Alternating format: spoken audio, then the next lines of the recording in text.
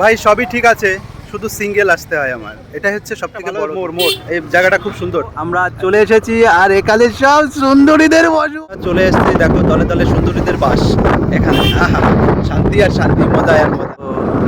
বন্ধুরা দেখো, ব্রিজটা একদম ফাঁকা। চলে এসেছি আর এখানে সব সুন্দরীদের বসবাস হয়ে গেছে বিড়ু। ওয়েলকাম বন্ধুরা, সৃজন মণ্ডলের ব্লগ ভিডিও পার্ট 2তে সবাইকে স্বাগতম জানাই। আমরা ইতিমধ্যেই এই ব্রিজটার উপরেই চলে এসেছি। তো আমাদের গন্তব্যস্থল যেটা ছিল দেখতে পাচ্ছেন, এখন কেউ নেই। তখন সময় ছিল ঠিক 2টো থেকে 2:30, বাট এর মধ্যে সবাই এখানে পৌঁছে যায়। এখনও আমরা কাউকে দেখতে পাইনি, বাস কয়েকজন হাতে গোনা লোক এখানে দাঁড়িয়ে আছে, দেখতেই পাচ্ছেন আপনারা। তো দেখি আমরা একটু ঘুরে আসি, তারপরে আপনারা হয়তো প্রচুর লোক দেখতে পাবো। সঙ্গে থাকুন। ব্রিজটা একদম ফাঁকা, ব্রিজে কেউ নেই। এবার তো কম লোক দেখলাম। আগামীতে আবার আসছি ঘুরে। এখন আসছে বন্ধু, চলো পুরাও নাকি। তো গাইজ দেখো, আমি সেই শিবনিবাসের সেখানে ব্রিজে পৌঁছে গেছি। ব্রিজটা ওই পিছনেই আছে। আর এই জায়গাটা একটা ভালো মোড়। এই জায়গাটা খুব সুন্দর। 3 রাস্তার টার্নিং পয়েন্টটা এখানে একদম অসাধারণ জায়গা, খুব ভালো লাগে। এই আমি মনে হয় 3 বছর পর আসলাম। 3 বছর আগে একবার এসেছিলাম, আজ আসলাম। তো এখানে একটুখানি দাঁড়াবো, তারপর তোমাদেরকে আবার ব্রিজে নিয়ে যাব। এখন লোকজন আসছে, তো সঙ্গে থাকো, দেখতে থাকো। চা খেতে আসলাম এই সরস্বতী পুজোতে ঘুরতে এসে। এখানে চায়ের দোকানটা দারুণ করেছে, দারুণ লেগেছে, দারুণ জায়গা। রাস্তার মোড়ে চায়ের দোকান।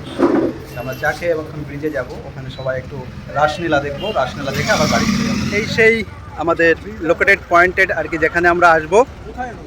এখানে দেখো কন্টিনিউ প্রতি বছর সরস্বতী পুজোর দিনে প্রচুর লোক এই ব্রিজের উপর আসে। এখানে সবাই এসে দাঁড়ায়, ফটো তোলে। একটা সুন্দর পরিবেশ হয়ে গেছে, বলতে পারো একটা ট্যুরিস্ট প্লেস। প্রতি বছরের ন্যায় একবার করে এই দিনটা সবাই এখানে এসে আনন্দ করে, সবাই ঘুরতে আসে, ফটো তোলে। তো আমি 3-4 বছর আগে একবার এসেছিলাম, আজ আসলাম। দেখো সবাই এখানে আছে। তো আমরাও এখান থেকে কিছু ফটো তোলাতুলি করবো, তুলে আবার বেরিয়ে যাব। এখান থেকে একটা মেলাতে যাব আমাদের ওখানেই। তো সবাই কেমন আছো, ভালো আছো? আমি তোমাদেরকে ব্যাগটা আবার সুন্দর করে দেখাচ্ছি। দেখো দুই পাশে নদী, মানে একটা নদীর উপরে। এটা কি চূর্ণী নদী? এই সেই চূর্ণী নদীর ব্রিজের উপর এখানে। আর পাশেই আছে এশিয়ার দ্বিতীয় বৃহত্তম শিবলিঙ্গ, যেটা হচ্ছে শিবনিবাস জায়গাটা। তো যারা এখনও আসনি অবশ্যই আসবে, এই জায়গাগুলো ঘুরবে। খুব আনন্দের একটা জায়গা, সুন্দর পরিবেশ। জলের অবস্থা দেখো,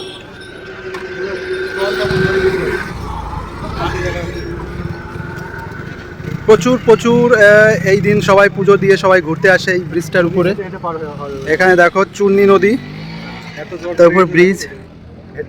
ভয় লাগছে আমার। প্রতি বছর একবার করে এই দিনটা সবাই পালন করে এই ব্রিজের উপর এসে। ভাই সবই ঠিক আছে, শুধু সিঙ্গেল আসতে হয় আমার। এটাই হচ্ছে সবথেকে বড় দুঃখের বিষয়। এর থেকে আর দুঃখ হতে পারে কিছু বলো? দেখো সবাই জোড়ায় জোড়ায় আছে এখানে। যারা দেখবে এখানে সব জোড়ায় জোড়ায় বাইকে করে করে। ভাই আমার জীবনে জুটলো না এই পরিবেশ।